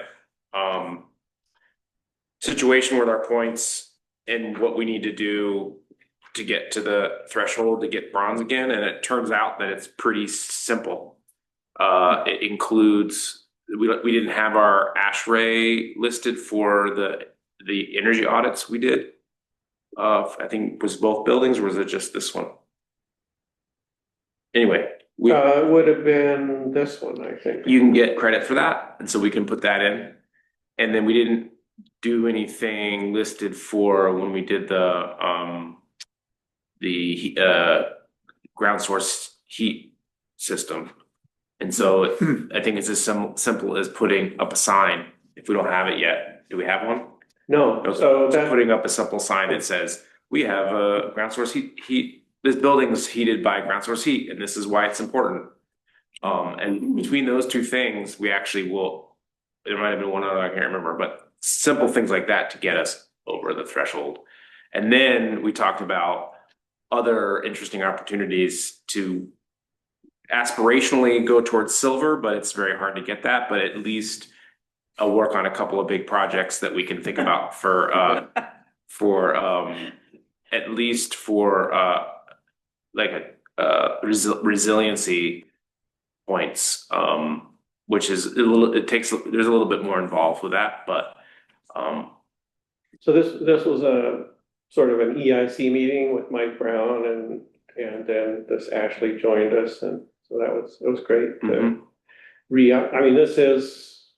we already were certified bronze. It's just like we have all these things. And I've all, I thought it would be a great project for kids or something to do the research and come up with some poster or something about the town hall geothermal. But yeah, so there's gonna be a meeting, is it this Monday? yep. So, Just to go over the last minute details that we need, but we need to reapply or re-up the application by the end of May. So even though that seems a little far away, it's not. So It's definitely not- none of the stuff we're doing for the town hall renovation would also count. I don't know. I mean. We can It's look, not really I think the energy- energy audit would Yeah. probably be the closest thing that would get us Yeah. points without having to. And so remind me again, when you have points, does that give you ability to get grants or something? Yeah, so we had the bronze back again and we are sort of recertified as bronze. If there are other. That she did mention one grant that you could apply to get funding to help you do more points. But Yeah. It's like the casino. yeah, it is. Yeah, See, but I think there would be, the way I'm looking at it is there are some land-based opportunities, and I think it would be interesting to try to see if, I want to talk with the ag committee about this, but to see if there's some overlap between the climate smart communities and like land improvement things, or it maybe already have it, like in the comprehensive plan, maybe there are already things in there that if we just said we have them, we can Right. get more points. Right. Yeah, that's a But good then idea. there also could be grant opportunities for ag related stuff that I want to look at. Great. That's a great idea. yeah, there might be crossover with the watershed committee too. Yeah. Cause with resiliency and stuff, so. Mhm. Yeah, I don't know, yeah, these WQIP projects that Bobby's doing with soil and water, whether, I don't know. I think. Well, there's green something. infrastructure stuff, but I don't know if that applies to rural Yeah. communities or not. We should, yeah, so I held it up in the meeting and on the Zoom screen, but I have a folder with all the things that we compiled before with.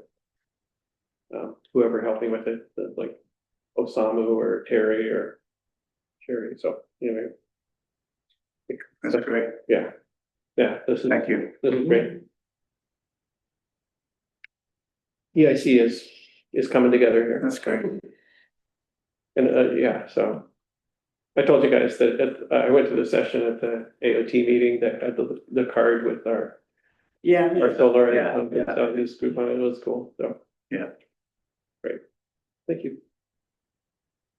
Well, maybe one other thing I could mention is that maybe other people went to the city, did a report about the energy, I don't know what it's called. You can get the municipal electricity stuff. I don't remember it's. I know what you're talking about. Anyway. It's they're working on it, but they won't know where that stands until like September. So we have some time, and then at that point, it's only gonna be for the city and town of Ithaca.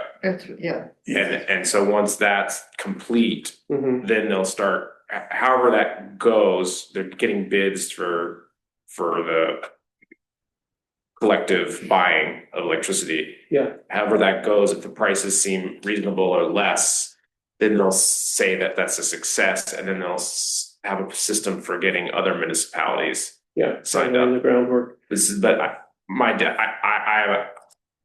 intuition is it probably won't happen. This, like, we won't be looking at that until next year.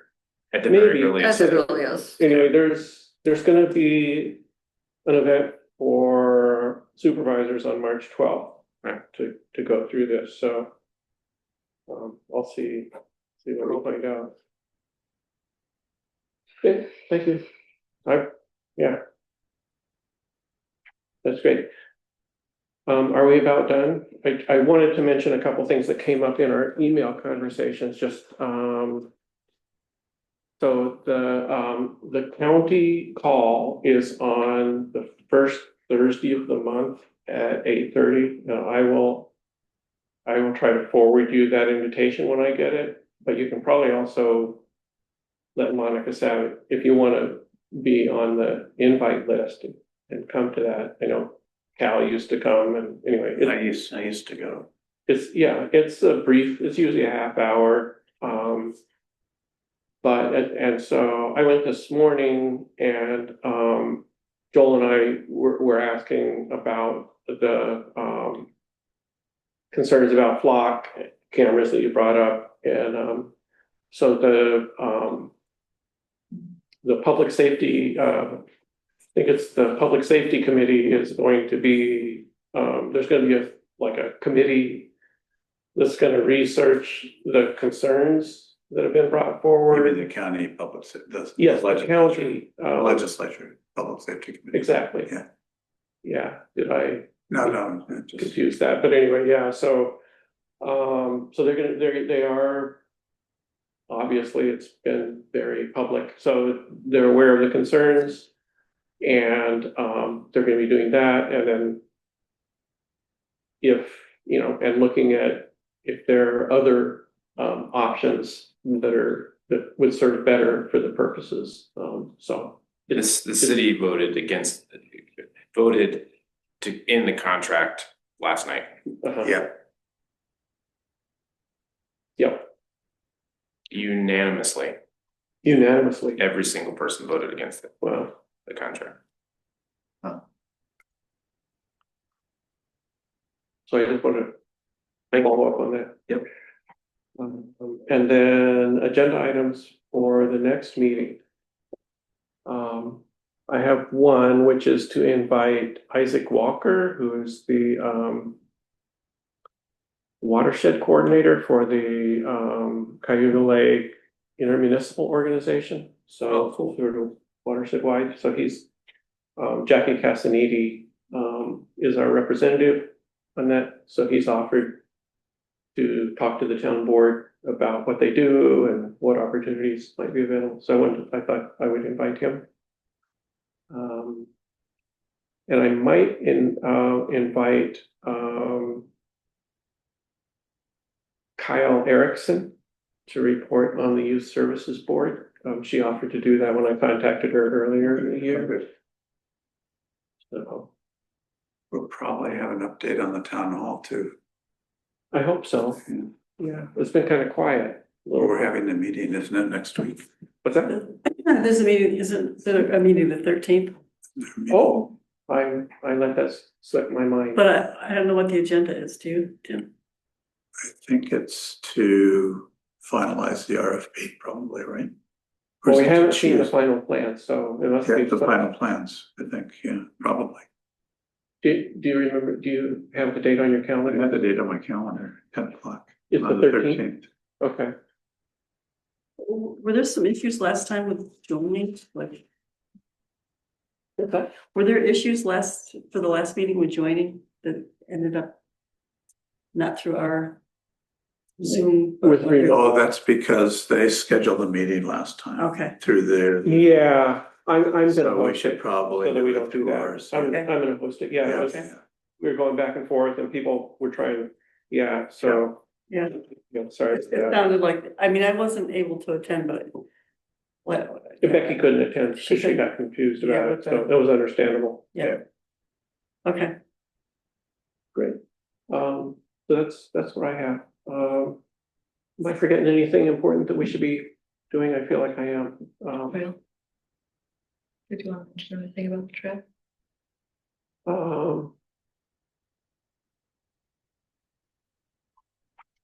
I don't know, I could report at the next meeting. Yeah, Makes sense. why don't I do that? So. Yep. Yeah. Yeah. I'll do that. The Friends of the Trail is meeting, Saturday Saturday, at 10 here. like. To figure out how to move forward, so Clock here. 10 o'clock here, yep. So the next meeting's is it the 19th? Our next meeting? Yeah, the town board meeting. Yes, I think so, Yes. because the 14th. meetings in March are the same dates as the meetings in February. Yeah. Okay. Okay. The meeting on the first Thursday. In the old town hall, right? I mean. Yeah. The meeting on the first Thursday of April, I will not be able to come as it is the Okay. beginning of Easter for me. So So shall we adjourn the meeting? So, Yeah. I move we adjourn the meeting. I'll second that. All in favor? Aye. great. Meeting is hereby adjourned. Meeting. Great.